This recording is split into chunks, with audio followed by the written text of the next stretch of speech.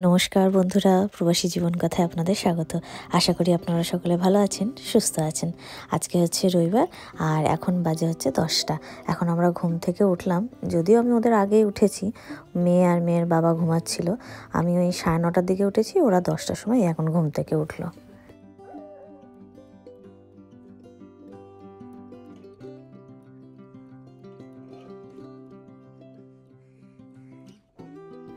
আমি ঘুম থেকে উঠেই আগে রান্নাঘরটা পরিষ্কার করে নিয়েছি।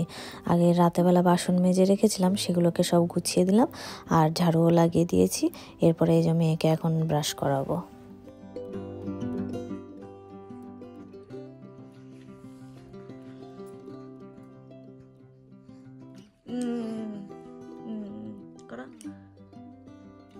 দামে ব্রাশ করিয়ে দিই, দাও দাও করিয়ে দিই, দাও।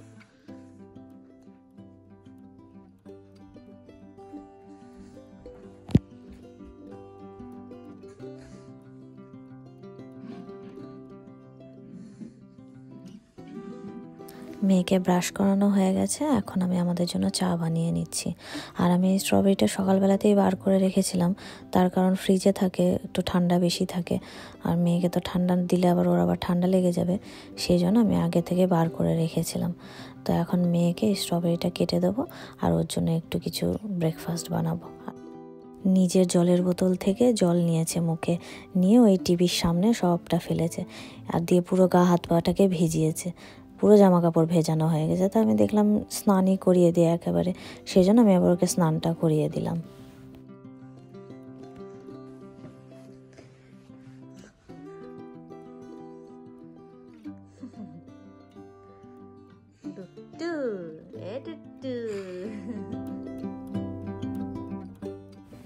স্নান করানো হয়ে গেছিলো, এবার আমি ওকে একটু কার্টুনটা চালিয়ে দিয়েছি ওর ট্যাবে। ও কার্টুন দেখুক, ততক্ষণে ওর পাপা আসলে পরে একসাথে আমরা ব্রেকফাস্ট করে নেবো। দুটো চিকেন ফ্রাই ছিল, সেই চিকেন ফ্রাইগুলোকে ছোটো ছোটো করে কেটে ওই ব্রেডের উপরে দিয়ে আর ওর উপর দিয়ে চিজ দিয়ে ওই ব্রেডটাকে টোস্ট করে দিয়েছি, দিয়ে 4 টুকরো করে দিয়েছি। আর ওই স্ট্রবেরি কটা ছিল সেগুলোকে ছোটো ছোটো করে কেটে দিয়েছি, ওটা মেয়েকে দিয়ে দিয়েছি, মেয়ের ব্রেকফাস্ট।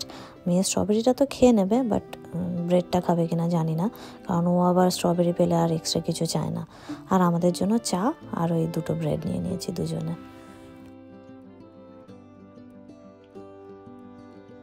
মজা মজা।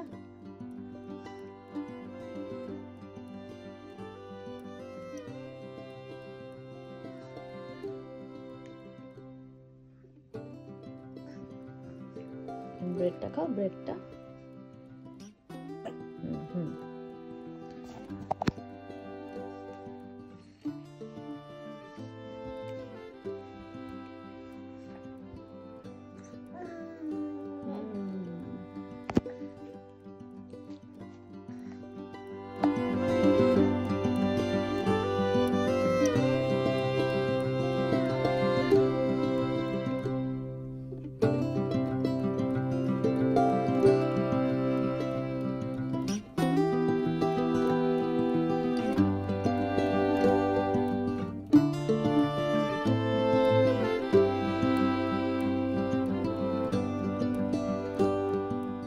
আমার মেয়ে ফলের মধ্যে এই স্ট্রবেরিটা, তরমুজ, লেবু আর হচ্ছে আঙুর, এই 4টে জিনিস ও খুব ভালো খায়। ওইগুলো দিলে পরে ওর আর কিছু চায় না, কিন্তু সব কিছুর মাঝে যদি স্ট্রবেরিটাই থাকে তাহলে ও স্ট্রবেরিটাই খাবে।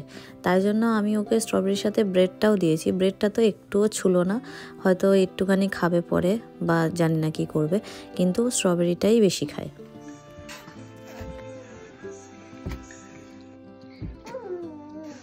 তুমি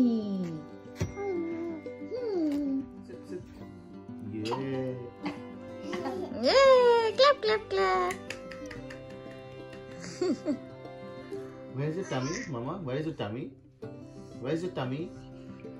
This is your tummy. This is your tummy. দে দে দে দে খা। ও তো কিছু বলে দে খা, কালকে আমাকে বলছে দাও। এরা বাঁদর মতো করছে।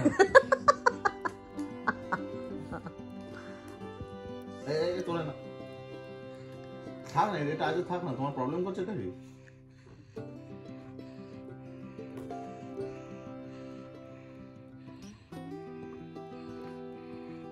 তুলেই ও ছাড়বে।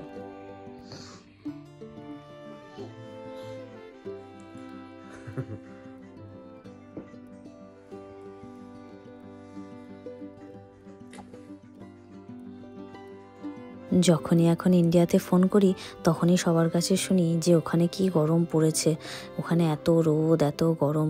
কিন্তু আমরা এখানে এই রোদটার জন্যই অপেক্ষা করে থাকি যে রোদ উঠলেই আমাদের এখানে ভালো লাগে। তাছাড়া ওই মেঘলা ওয়েদারে সবসময় ভালো লাগে না, রোদটা উঠলে বেশ সুন্দর লাগে চারিদিকটা।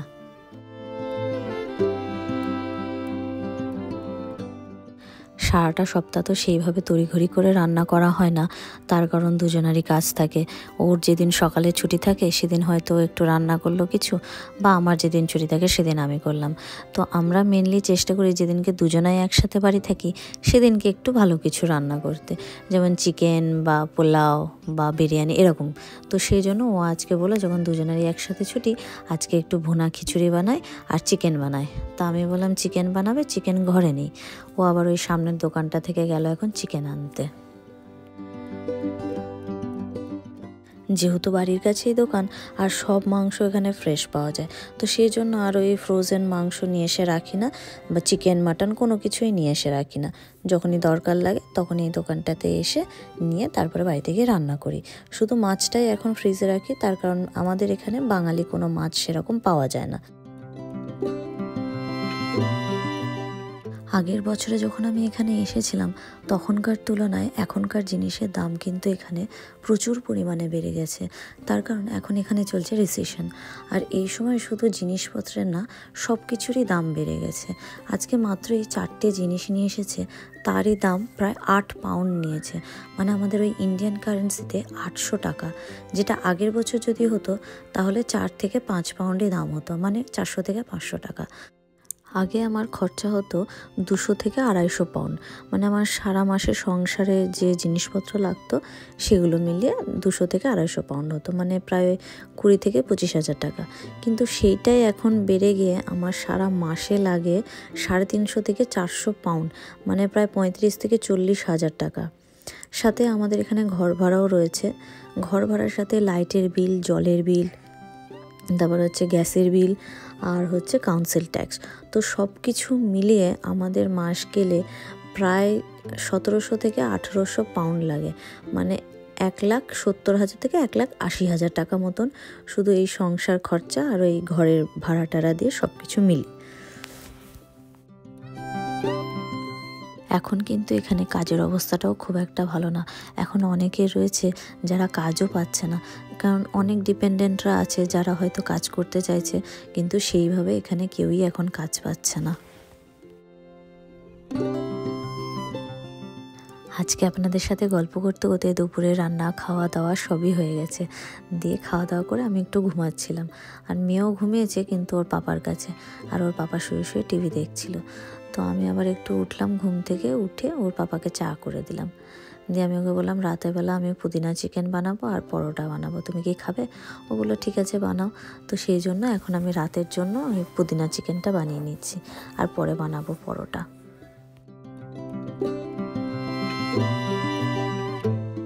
ইন্ডিয়াতে আমার একরকম জীবন ছিল, কিন্তু এখানে এসে আমার অন্যরকম জীবন, কারণ এখানে সবটাই আমার কাছে নতুন। ইন্ডিয়াতে যেমন কিছু না জানলে পরে বড়দের কাছ থেকে জানতে পারি বা সবার মুখে মুখে জানা যায়, কিন্তু এখানে কিন্তু সব কিছু আপনাকে কেউ বলে দেবে না। আপনার সাথে যতক্ষণ না কোনো বিষয় ঘটছে ততক্ষণ কিন্তু আপনি সেই বিষয়ে সত্যিটা জানতে পারছেন না। তো আমার সাথে যে বিষয়গুলো ঘটে যাচ্ছে আমি সেই সব বিষয়গুলোই আপনাদের সাথে শেয়ার করছি।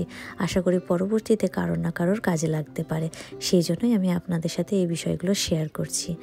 আর পরবর্তীতে আরও জীবন যত বাড়বে তত আমি যে বিষয়গুলো জানতে পারবো সেগুলো আপনাদের সাথে আমি অবশ্যই শেয়ার করব। আমার পুদিনা চিকেন রান্না করা হয়ে গেছে, তাই আমি বললাম আবার সেই রাতে করব, থাক একেবারে পরোটাটা বানিয়েই নিই, সেই জন্য পরোটাটাও করে নিয়েছি একবারে।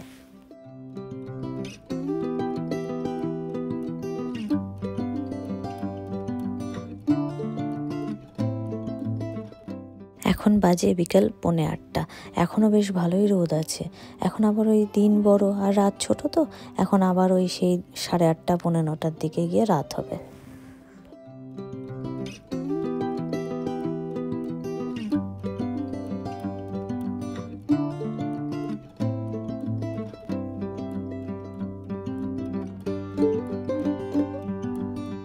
পাপা কোথায় গেছে? পাপা নেই? নেই, পাপা নেই? তুমি তো ঘুমিয়েছিলে তখন।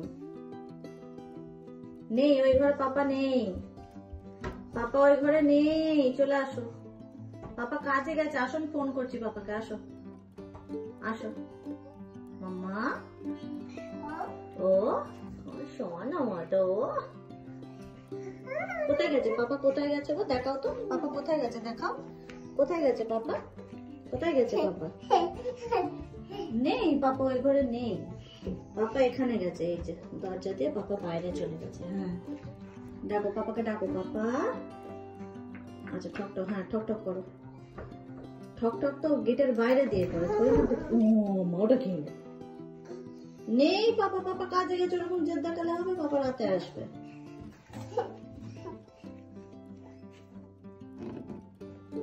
হাতে চিপটা লাগবে। যাও ভেতরে যাও, তুমি তোমার কার্টুন দেখো, আমি আসছি। যাও মামা, যাও না। এখন বাজে রাত 9:10। আগে আমি মেয়েকে খাইয়ে নিলাম, এরপরে আমরা দুজনে একসাথে খেয়ে নেব।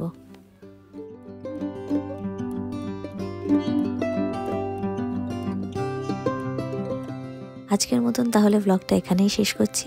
দেখা হবে নেক্সট আরও একটি ব্লগে। ততক্ষণে সবাই ভালো থাকবেন, সুস্থ থাকবেন।